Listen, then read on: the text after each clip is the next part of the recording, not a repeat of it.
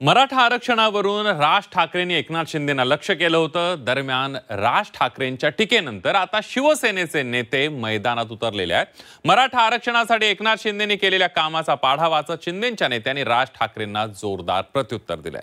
बघूया। या मागण्या आपल्याला देताना यामध्ये सरकार पूर्णपणे गंभीर आहे। दिलेला शब्द पाळणं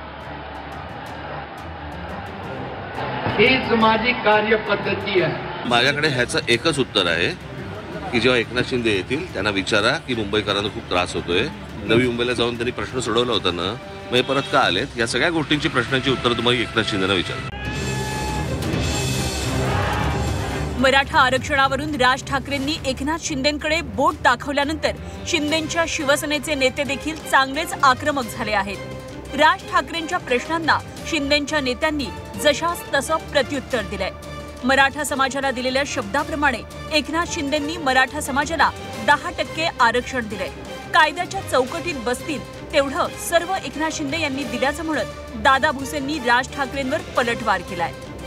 असा एकंदरीत वाद सुरू झालेला आहे। पुन्हा जातीपातीचं राजकारण या ठिकाणी मला असं वाटतं या सगळ्या गोष्टींची उत्तर तुम्हाला एकनाथ शिंदेच देऊ शकतात, मी नाही देऊ शकत।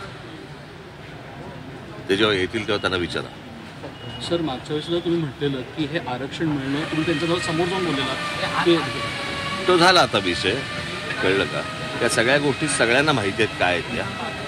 मला असं वाटतं याच्यावरचं उत्तर तुम्हाला जे मिळेल ते एकनाथ शिंदेच देऊ शकतील।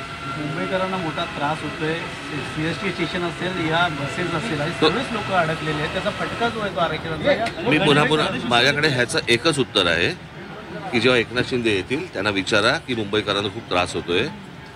तर ते मागच्या वेळेला गेले होते ना तिकडे, बरोबर की नाही? नवी मुंबईला जाऊन त्यांनी प्रश्न सोडवला होता ना, मग हे परत का आलेत? या सगळ्या गोष्टींची प्रश्नांची उत्तर तुम्हाला एकनाथ शिंदेंना विचारा। 10% मराठा समाजाच्यासाठी आरक्षण देण्यात आलेले आहे। त्याची अंमलबजावणी आताही त्या ठिकाणी प्रगतीपथावर आहे। त्यानंतर आपल्याला माहिती असेल की साधारणपणे 5000 समाजाच्या उमेदवारांची अधिसंख्य पदं माननीय एकनाथजी शिंदे साहेबांच्या कार्यकाळामध्येच त्या ठिकाणी भरण्यात आलेली आहे। त्यांना पूर्ण माहिती त्यांनी घेतली पाहिजे होती की हे जे 10% आरक्षण खरं म्हणजे आरक्षण कुणामुळे गेलं, त्यांनी विचारायला पाहिजे होते प्रश्न। कसे फेल झालात तुम्ही? कसं तुम्हाला आरक्षण जे देवेंद्र जींच्या काळात सरकारने दिलं होतं ते तुम्ही हायकोर्टात आम्ही टिकवलं, परंतु तुम्ही का टिकवू शकले नाहीत असा प्रश्न उलट सुप्रीम कोर्टामध्ये विचारला पाहिजे होता त्यांना, तत्कालीन मुख्यमंत्री आणि त्यांच्या सरकारला। मराठा आरक्षणासंदर्भात राज ठाकरेंनी केलेल्या सवालानंतर शिवसेनेच्या नेत्यांनी एकनाथ शिंदेंच्या मराठा समाजासाठी केलेल्या कामांचा पाढाच वाचला। एकनाथ शिंदेंनी मराठा समाजाला काय दिलं हे सांगत राज ठाकरे यांना प्रत्युत्तर दिलंय। एकनाथ शिंदेंना विचारा, म्हणजे शिंदे साहेबांना विचारा तर आहे ना सगळं। शिंदे साहेबांनी मराठा समाजासाठी काय काय केलं, जे मगाशी मी सांगितलं, 3000 अधिसंख्य पदं, त्याच्यानंतर नोकरी, त्याच्यानंतर अण्णासाहेब पाटील बिनव्याजी कर्ज, परदेशामध्ये जाणाऱ्या मराठा समाजाला मुलांना त्याच्यामध्ये अनुदान, प्रत्येक जिल्ह्यामध्ये सारथीमार्फत तुमचं वसतिगृह, सारथीचं सगळ्यात मोठं ऑफिस आता पुण्यामध्ये होतं आहे, त्याच्यानंतर 10% आरक्षण जे आता कोर्टामध्ये टिकलं, हे सगळं शिंदे साहेबांनी दिलेलं आहे। राज ठाकरे कहते हैं रिजर्वेशन कैसे होगा, ये एकनाथ शिंदे बताएंगे। जनांगे को बोलते कि एकनाथ शिंदे को जाके पूछो। आपको लगता है कुछ इसमें पॉलिटिकली गड़बड़ी? मेरा सिर्फ एक ही मानना है कि जब मुख्यमंत्री ने कानून बनाया और रिजर्वेशन अनाउंस किया तो मुख्यमंत्री को अनाउंस करने के पहले अपना होमवर्क करना चाहिए। दोन्ही ठाकरे बंधूंनी मराठा आरक्षणावरून एकनाथ शिंदेंना लक्ष्य केलंय। 2 दिवसांपूर्वी उद्धव ठाकरेंनी देखील एकनाथ शिंदेंवर हल्लाबोल केला होता। उद्धव ठाकरेंनी एकनाथ शिंदे यांना शिवरायांच्या घेतलेल्या शपथेची आठवण करून दिली होती।